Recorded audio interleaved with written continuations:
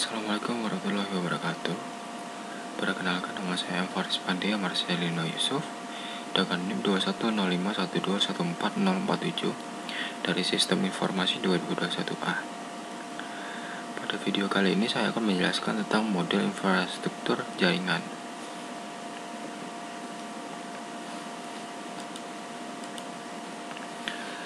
Mulai dari pengertiannya terlebih dahulu, jaringan komputer adalah dua atau lebih perangkat komputer yang saling terhubung atau terkoneksi antara satu dengan yang lain dan digunakan untuk berbagai sumber data. Pada pengertian yang lain, network infrastruktur atau infrastruktur jaringan merupakan sebuah kumpulan sistem komputer yang saling berhubungan, dihubungkan oleh berbagai macam bagian dari sebuah arsitektur telekomunikasi. Dalam infrastruktur jaringan sendiri terdapat beberapa komponen, yaitu infrastruktur jaringan fisik dan infrastruktur jaringan logikal. Dari jaringan fisik terlebih dahulu, suatu infrastruktur fisik sesuai dengan namanya fisik, maka akan banyak berhubungan dengan komponen atau perangkat fisik pada suatu jaringan komputer. Contoh perangkat jaringan fisik yaitu router, switch, server, dan kabel Ethernet. Lalu pada infrastruktur logikal dari suatu jaringan komputer bisa merupakan konfigurasi dari banyak software atau package atau sistem yang menghubungkan, mengelola, dan mengamankan host atau klien pada jaringan. Contohnya infrastruktur jaringan logikal ini yaitu DNS server config, database config, web server config, DHCP server config, dan lain-lain. Dari jenis jaringan berdasarkan cakupan ada beberapa. Yang pertama, PAN atau Personal Area Network. Jenis jaringan ini yaitu PAN ini mencakup wilayah yang kecil, semisalnya saja pada kantor dan rumah. Biasanya ini banyak yang digunakan hanya untuk keperluan internet serta printer dan tidak memerlukan resource yang besar untuk menggunakan jaringan PAN. Lalu yang kedua ada LAN atau Local Area Network. Jaringan ini berfungsi untuk menghubungkan perangkat jaringan dalam kondisi jangkauan yang relatif kecil. Contoh penerapan jaringan LAN yaitu sistem jaringan pada sekolah, kantor, maupun rumah. Banyak orang yang cenderung menggunakan konektivitas tertentu, terutama pada token ring dan internet. Selain itu, LAN juga menyediakan teknologi jaringan wireless dengan menggunakan Wi-Fi atau lebih dikenal dengan WLAN, Wireless Local Area Network. Yang ketiga yaitu CAN atau Campus Area Network. Dapat dibilang memiliki kesamaan dengan MAN. Namun lebih terbatas dalam ruang lingkup kampus atau akademisi. Untuk jaringan ini biasanya banyak digunakan untuk keperluan praktek lab, email, pembaruan kelas, dan lain sebagainya. Lalu yang keempat ada MAN atau Metropolitan Area Network. Jaringan MAN ini adalah jaringan yang menghubungkan antara satu perangkat komputer dengan perangkat yang lainnya dalam ruang lingkup kota pada jaringan yang sama. Jaringan jenis ini yang pasti sudah lebih besar daripada jaringan LAN karena mencakup suatu kota. Lalu yang kelima yaitu WAN, Wide Area Network. WAN ini merupakan kumpulan dari LAN yang tersebar secara geografis.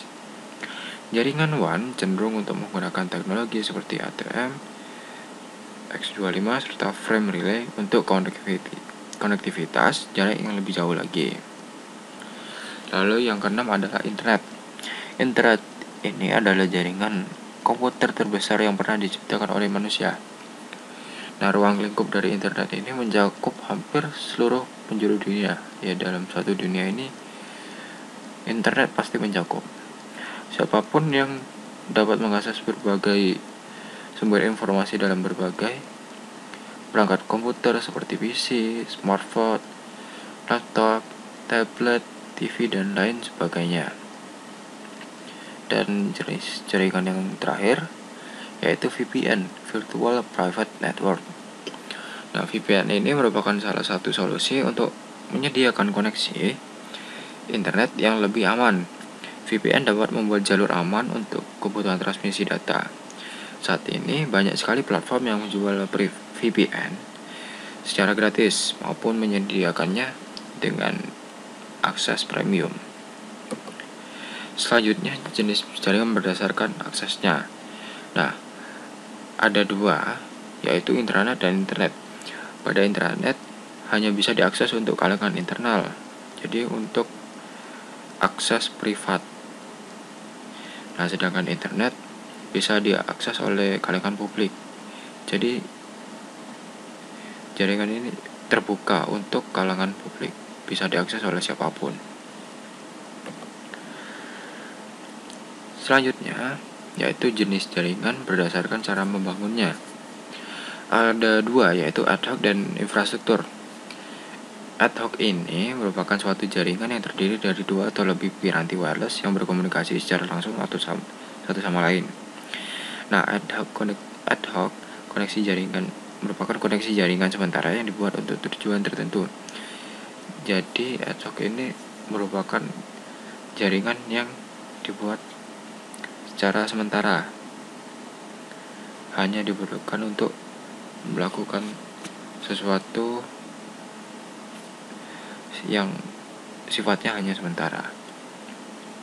Lalu pada infrastruktur ini merupakan jaringan yang menggunakan suatu piranti Wi-Fi yang disebut access point sebagai suatu bridge antara piranti wireless dan jaringan kabel standar. Konsep jaringan infrastruktur di mana untuk membangun jaringan ini diperlukan wireless LAN sebagai pusat. Contohnya seperti ini. Access point ini berperan sebagai wireless LAN sebagai pusat kepada device-device yang terhubung.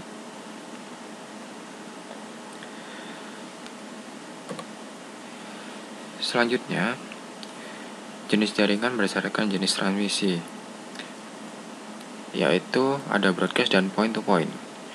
Broadcast merupakan saluran komunikasi tunggal yang digunakan secara bersama-sama oleh beberapa perangkat yang saling terkoneksi ke jaringan yang sama. Paket merupakan pesan yang berukuran kecil yang dikirim oleh suatu mesin menuju mesin yang lainnya. Field dari alamat berisi keterangan mengenai kepada siapa tujuan paket tersebut akan dikirimkan. Apabila paket tersebut tertuju kepada dirinya, maka akan segera diproses. Jika paket terkirim ke mesin yang lain, maka mesin otomatis akan mengabaikannya. Nah, sedangkan yang kedua yaitu point-to-point. Nah, point-point ini adalah jaringan yang tersusun atas beberapa koneksi pasangan individu dari satu perangkat menuju perangkat yang lainnya. Untuk pendapat mengirim sebuah paket ke tujuan alamat, maka perlu untuk melewati beberapa mesin perantara, sehingga seringkali akan melewati banyak rute yang kemungkinan berbeda jarak. Oleh karena itu, algoritma route sangat memegang peranan penting pada jaringan ini. Lalu, topologi jaringan. Di sini ada 5. Yang pertama adalah bus. Bus ini merupakan topologi yang mempunyai kabel tunggal masing-masing. Workstation dan server saling terhubung. Nah, kelebihan dari topologi bus sendiri yaitu ketika melakukan pengembangan jaringan dan workstation baru, akan tetapi tidak mengganggu workstation yang lain. Kekurangannya yaitu ketika kabel mengalami kerusakan, maka akan mengalami gangguan pada keseluruhan jaringan. Lalu yang kedua adalah ring atau cincin, merupakan topologi yang berbentuk cincin ketika semua perangkat telah terhubung. sehingga menyerupai cincin atau berpola lingkaran. Jadi setiap workstation akan menerima informasi dari satu perangkat ke perangkat lain. Nah, kelebihannya dari ring ini adalah tidak akan terjadi collision atau tabrakan antar data. Sedangkan kekurangannya ini, jika salah satu node mengalami permasalahan, maka seluruh jaringan akan mengalami gangguan. Yang ketiga, yaitu star atau bintang, merupakan topologi yang masing-masing workstation-nya memiliki jalur terhubung langsung melalui server atau hub.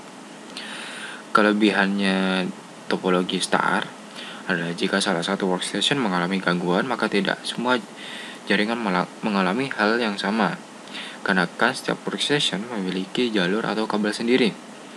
Nah, kelemahannya adalah membutuhkan biaya yang besar karena membutuhkan sumber daya kabel yang lebih banyak. Yang keempat, tree atau berbentuk pohon, merupakan gabungan dari topologi star dan bus. Topologi jaringan ini menyerupai bentuk akar pohon, yang dapat dibilang hanya perangkat hub saja yang terhubung langsung menuju bus pohon, dan setiap hub berfungsi sebagai akar dari pohon. Kelebihan dan kekurangan dari topologi tree ini sama dengan topologi bus dan star. Namun dengan menggunakan jaringan pohon ini atau bisa jaringan hybrid, mendukung adanya perluasan jaringan yang lebih baik. Dan yang terakhir adalah topologi mesh. Nah, seringkali dipakai ketika terdapat suatu kondisi di mana tidak ada hubungan komunikasi yang terputus secara absolut antar node dalam sebuah jaringan komputer. Antar perangkat akan terhubung secara langsung selama masih dalam jaringan yang sama. Nah, kelebihannya dari mesh ini adalah komunikasi antar komputer yang lebih cepat dan keamanan yang lebih terjamin. Kekurangannya, topologi mesh masih memerlukan biaya yang lebih besar dalam penyediaan kabel. Baik, sekian dari saya. Terima kasih. Mohon maaf apabila ada salah kata. Wassalamualaikum warahmatullahi wabarakatuh.